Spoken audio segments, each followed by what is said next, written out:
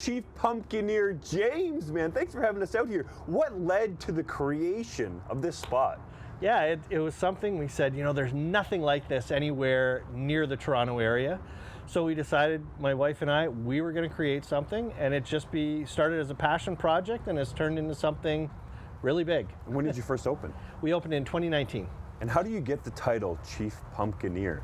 Well, we said, you know, we're not executive officers. We're not anything. Our business is pumpkins, so why not make our titles actually reflect that? I like it a lot, man. And who is this place like generally geared towards? Because, I mean, obviously we're adults, but I'm pretty curious to check it out. Is it more kids? Is it families? Who normally comes? We tried to create something that was absolutely all family, and it is. We have mothers coming with their 2- and 3-year-old kids. We have mothers and fathers coming with their 16, 17, 18-year-olds, and we have grandparents coming on date night.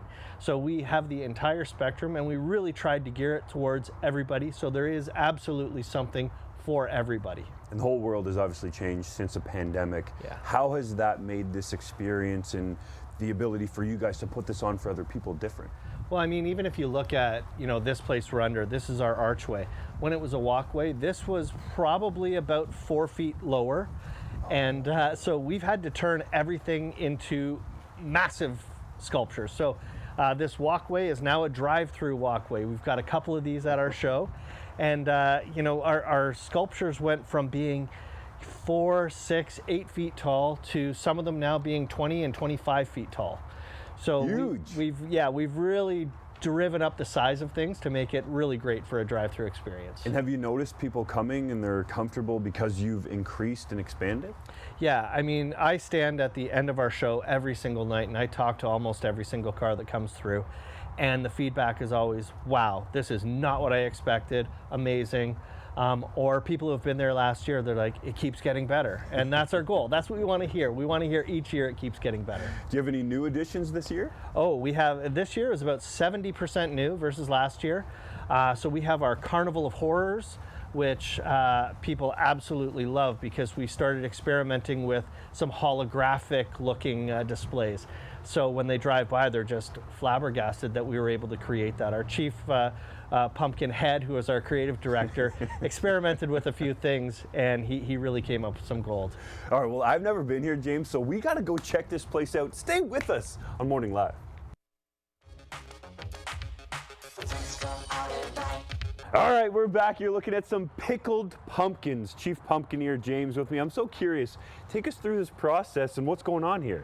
So with our pickled pumpkins, we really try and make them spooky and eerie, and what you're seeing is a couple different stages. Our first stage of pickling the pumpkins, we put the pumpkins into our brine and allow it to soak up the brine. So this first one you're seeing, it's in that stage.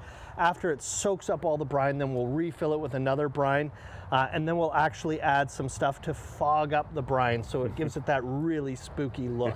Scary, spooky. What Scary. about the bugs in there? Is that a personal touch? It was something we discovered last year when we first started doing this, and we said, oh, how are we going to get these bugs out? And people were driving by and they go, oh, that's awesome, look at the bugs in there. So we decided, hey, it's part of it, let's keep them.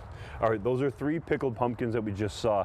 How many pumpkins total do you need to make this place go? So this pumpkin show is about 8,000 different pumpkins. Whoa. We will carve between 700 and 800 pumpkins, real pumpkins, during the run of show, live in front of our audience.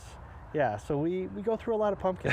And how many people are doing that? Like a handful, or you got a whole team? We employ 5 artists full-time who are here and carving pumpkins all year long.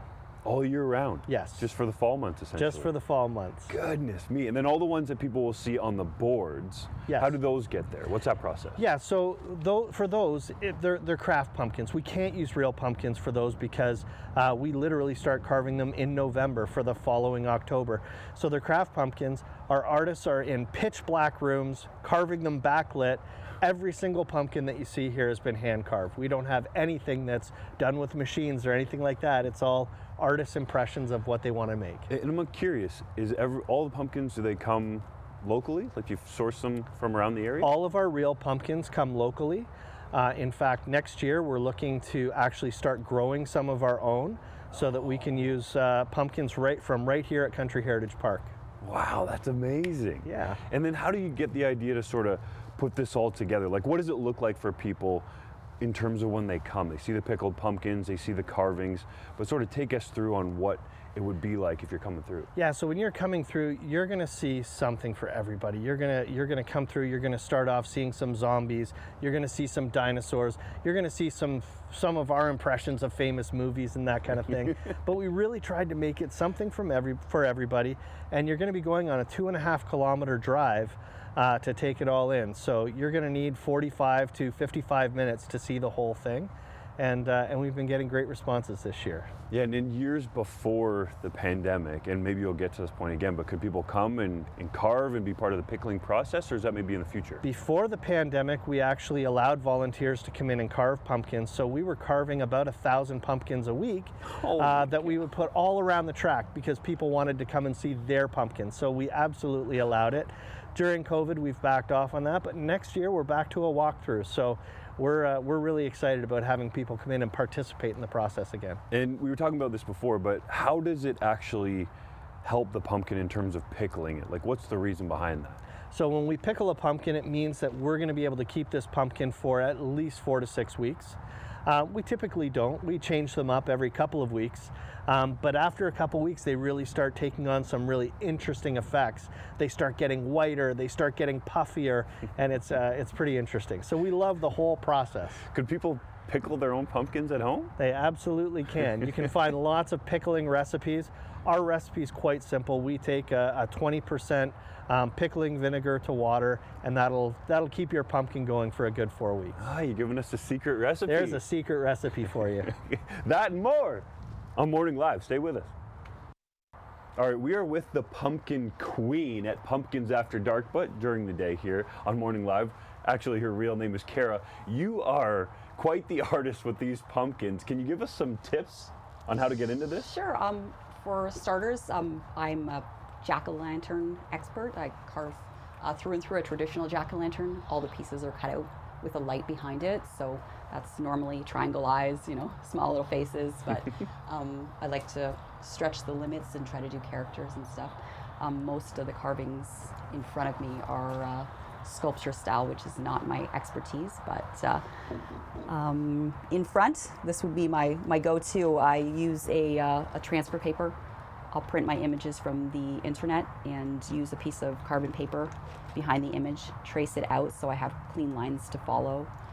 Also, over the years, I've discovered that you can use something that's like an egg beater and get that online, attach it to your drill, and clean out the guts really quickly within minutes, and also shave down the inside of the flesh. Sometimes you get them and they're quite thick and you can't get a knife through there, so that's one of my my go-tos over the last few years, just shaving it down. And I also have some really basically made just for pumpkin carving, so I'll find a tip. That's how you can get all the small pieces. The blades are interchangeable, but I also have multiple sets of them. Of course. So it just makes things easier. But I would recommend, if you don't have something that fancy, don't use a knife out of the kitchen. Something sharp like a paring knife or a through and through. Go get a kit from the store. Just start with one of those simple ones and try your designs. If you don't have a carbon paper or something to trace, the kits usually come with a little poker. You put the pattern on, tape it on, and then just poke a line to follow, and when you take it off, you'll see all the little juicy lines you can follow along. So you got all the tricks? Yeah, those are basically what to know what. And you're well known for your carving. Like, you have a crazy amount of pumpkins at your house for Halloween, right? Yeah, my max was 150 for the 150. I did a traditional scare. I did all spooky bones. That's what you see. You see the skeleton bones, all kinds of an open graveyard kind of style, but 150 of them. That's awesome. So, yeah, no. So do you have any tips for actually carving and how to get it done? Yeah, so if you're going to do something intricate or even something basic, I always start on the inside. I work from the inside out. That way I'm not putting my hand on a cut piece. Pushing as you get into the inside, it will be harder. So I cut from the inside out. I try to do the smallest pieces first. So this face, I would carve out his teeth and his lips, his face, his eyes, and I'd work my way out. So Inside out is the key. Yeah, just inside. Just that way you're not placing, see how my hand's up top? If I carved his hair, I push through, I'd probably break a piece. So as you get into those small pieces, I would start that way first and then work out. So Kara, how many of the pumpkins for Pumpkins After Dark do you think that you've carved? I'm doing one evening a week live right now. This event's going to open up to every day of the week starting next week. So I'm going to come a couple more evenings. But on average, if I'm here 3 hours, I'll probably do a dozen.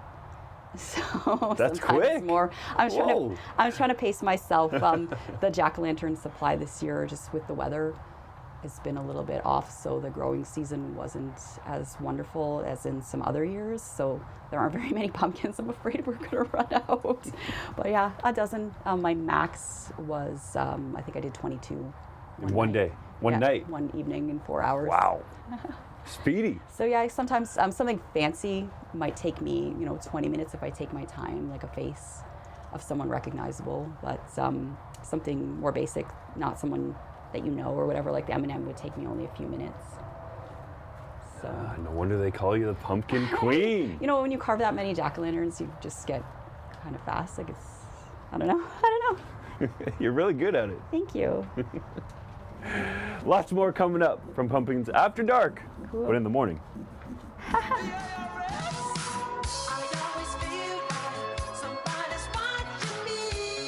All right, we gave you the basics on carving, but look at the detail and the elaboration in these pumpkins. It's unbelievable, Kara. How do we get from a pumpkin like this, shaved a little bit, to something with bones sticking out?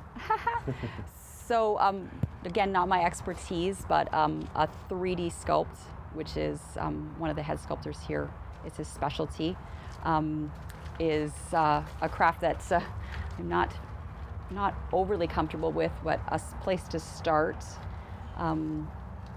Basic sculpting tool for clay, and you just want to scrape her down, take off the hard skin so you can expose the flesh to get a smooth surface, so you can start basically sculpting away at it to get out a shape and just practice. Lots of videos online you can watch. You can start with something a lot softer, like an apple.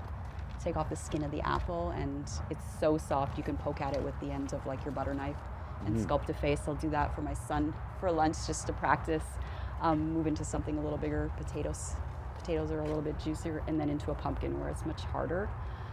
You could start with a scrape down face like this guy.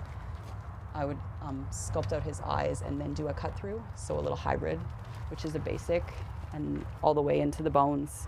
Same idea, scraping it down and then carving it out and then doing a cut through, kind of more my style, so a blend of everything in together.